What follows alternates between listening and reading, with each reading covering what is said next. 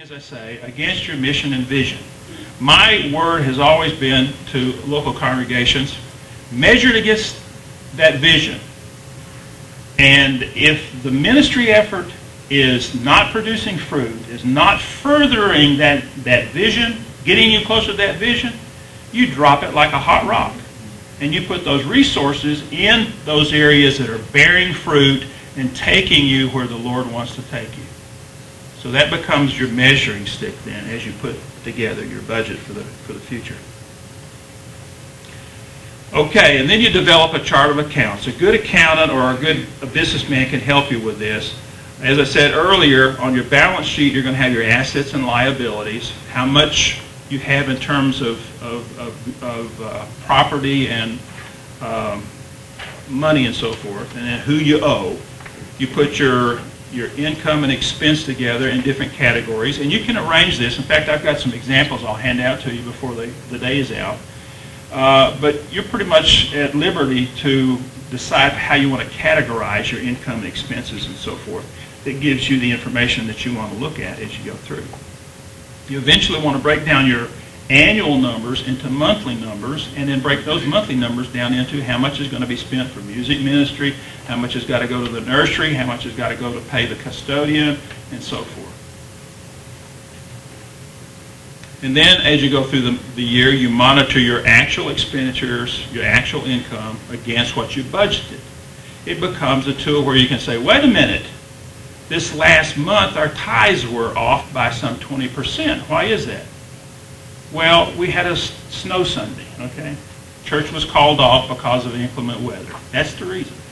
Or you could say, goodness, our utility bills were extremely high this past month. Why is that?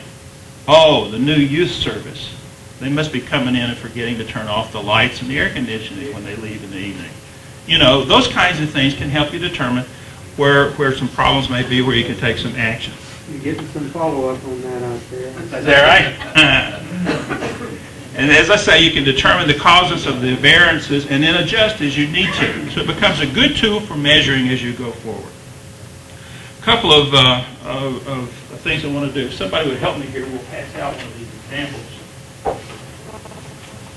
Have both a balance sheet and an income statement.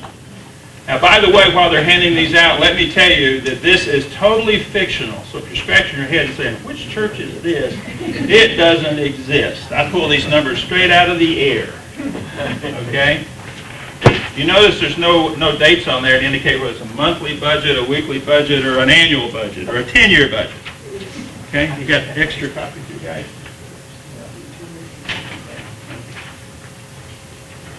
And we'll get you over here. Let's look first at the income and expense statement. This is one you were looking at, Bishop Ivester. Okay? Bishop Ivester says that, if you look at the one that is your income and expense, he says your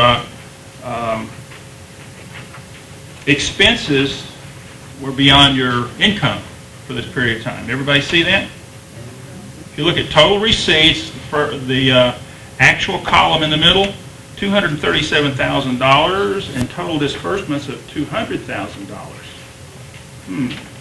But now if you'll look at your total receipts versus your budget, it's under, isn't it? You missed your budget numbers. You didn't receive as much as you had anticipated. You're under budget by roughly $13,000. Is that cause for concern? Yes. Perhaps so. Okay. Look at your disbursements. Your disbursements, on the other hand, were $7,000 over what you had budgeted. Double whammy. Is that cause for concern? Yep. Perhaps so.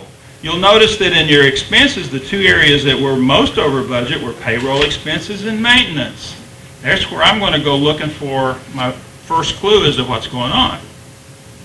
What is the most important number on that entire page, though, as you look at it? One number on that page ought to be the most important number you always look at. Total receipts.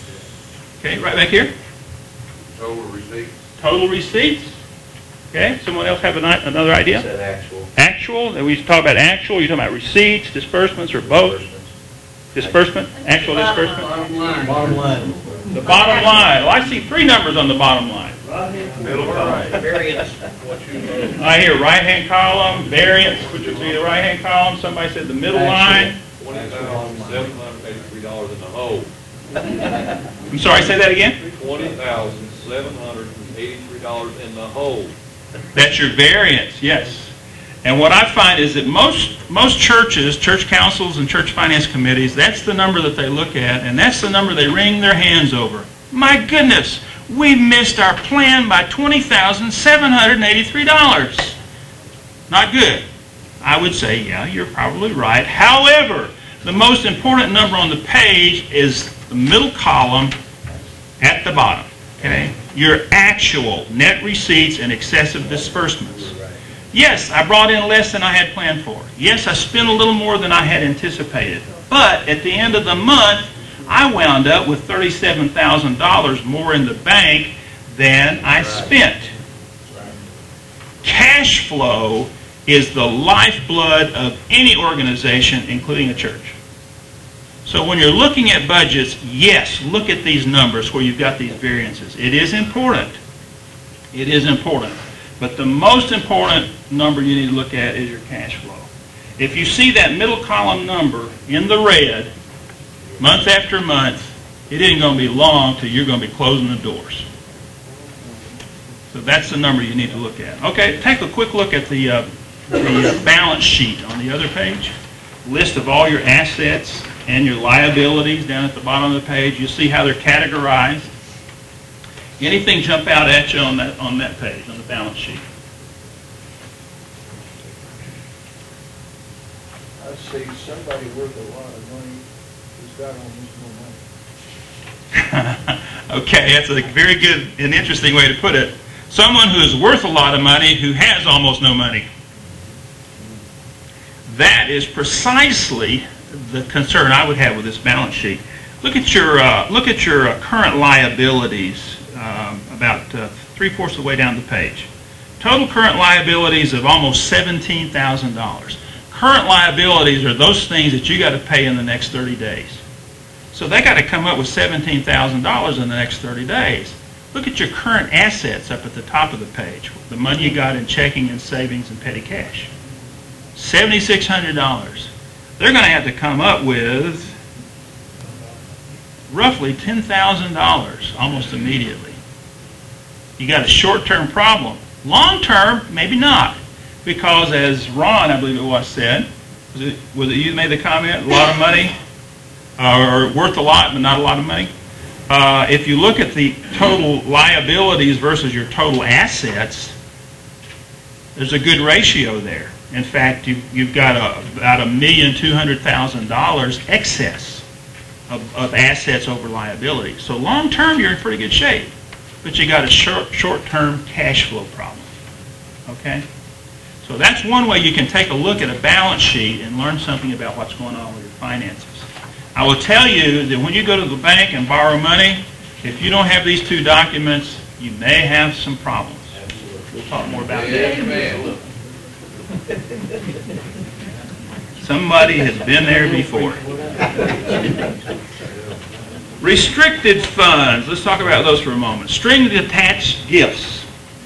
By this I mean someone comes along and says, there's this family over here. I got a good friend across town. He's not a member of our church, but he's really struggling right now. And I got a little extra money. I want to help him. But what I'd like to do is I'd like to run it through the church books, get tax credit for it, and you write a check to my friend over here. Can you do that? Absolutely. Why not? It's against federal law. Absolutely. Okay. There is a general rule of thumb with the IRS is that two parties cannot get a tax benefit from the same transaction. Okay. So if that individual wanted to give the money directly to his friend in need, he can do that. Great, no problem. The friend that gets the gift, unless it's an extraordinarily large gift, he doesn't have to report that as income. Lawyers, correct me if I'm wrong here. You're right. I'd like to ask you in this group